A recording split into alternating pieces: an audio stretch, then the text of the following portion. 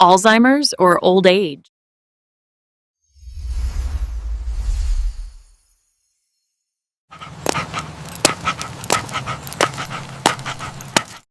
If you've got a senior dog at home, you've probably noticed things are changing, right? Maybe they seem a little more confused or a bit distant. You love them just as much, of course, but you know something's shifting in that furry little head. Well, today, we're going to dive in and figure out what's really going on with our aging best friends. This is the question, isn't it? The one every owner of an older dog eventually asks themselves. You see them get stuck in a corner, or have an accident in the house, or just pace around all night, and we tell ourselves, oh, he's just getting old.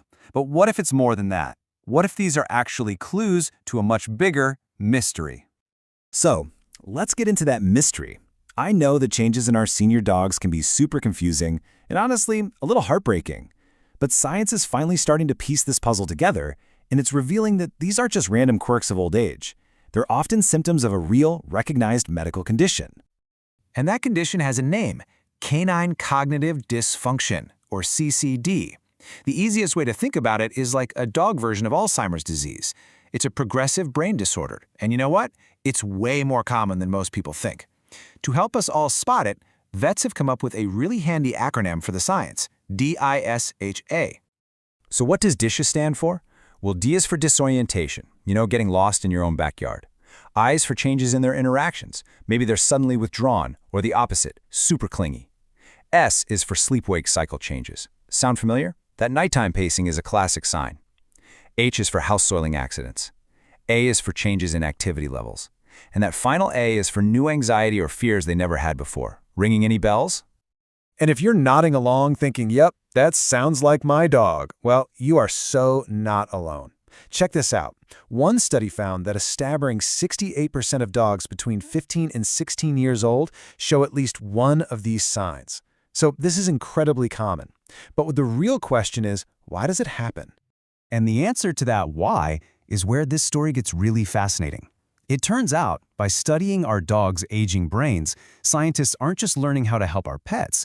Because dogs share our homes, our lifestyles, even a lot of our diseases, they've become this incredible model for understanding human aging too. And the connection it's just amazing. The physical stuff happening inside the brain of a dog with CCD looks almost identical to the changes in a human brain with Alzheimer's. We're literally talking about the same underlying problems. And this slide shows you exactly what I mean. On the left, brain tissue from an older dog. On the right, from a human with Alzheimer's. You see those dark, clumpy spots? Those are toxic protein deposits called beta amyloid plaques. They basically gum up the works and stop brain cells from talking to each other. Seeing them in both species? Well, that's why our dogs are now on the front lines of aging research. So how do we take this knowledge and actually do something with it? Well, meet the Dog Aging Project.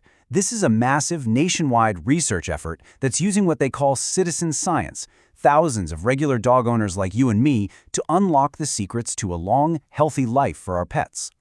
And when I say massive, I am not kidding. For this one study on brain health, researchers analyzed data from over 11,000 dogs. They looked at pretty much everything: their diet, their environment, their health history, just searching for patterns, for clues about what protects an aging brain.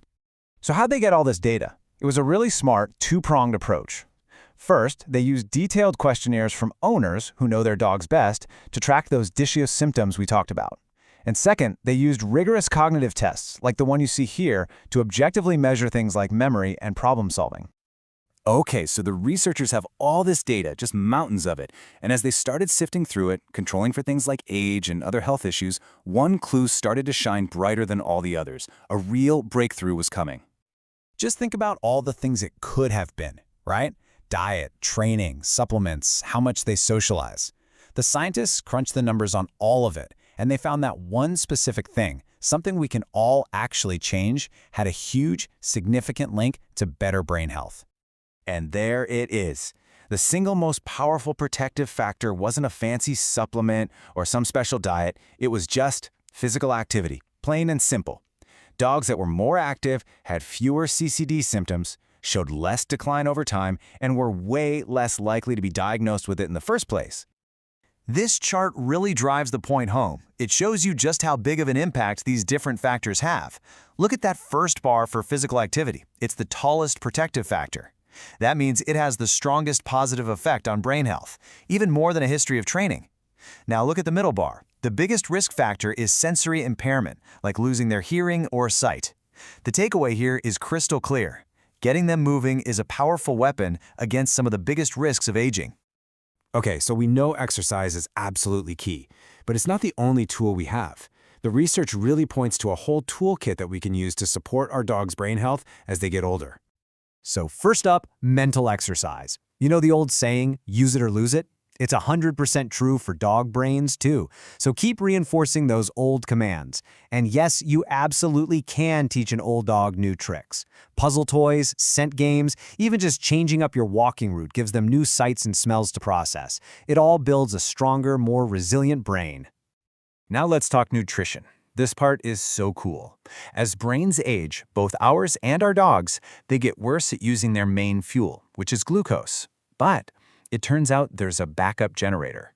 A type of fat called medium-chain triglycerides, or MCT oil, can be turned into something called ketones. And the brain can use those ketones as a powerful alternative fuel source, helping to power through that energy crisis. And there's more you can add to that nutritional toolkit. Antioxidants, from things like blueberries and carrots, help fight off damage in the brain. Omega-3 fatty acids, from fish oil, are amazing for reducing inflammation. And B vitamins are crucial for supporting the nerve cells themselves. It's really about building a complete nutritional support system. So when we put all these clues together, the science, the big research projects, the practical tools, a really clear picture starts to emerge. And you know what? It's a really hopeful one. We are not just helpless bystanders watching our dogs get old. We can be active partners in making their senior years healthy and happy. So let's just boil it all down one last time. We can't stop age. And things like vision or hearing loss are real risk factors we need to manage with our vets. But look at the other side.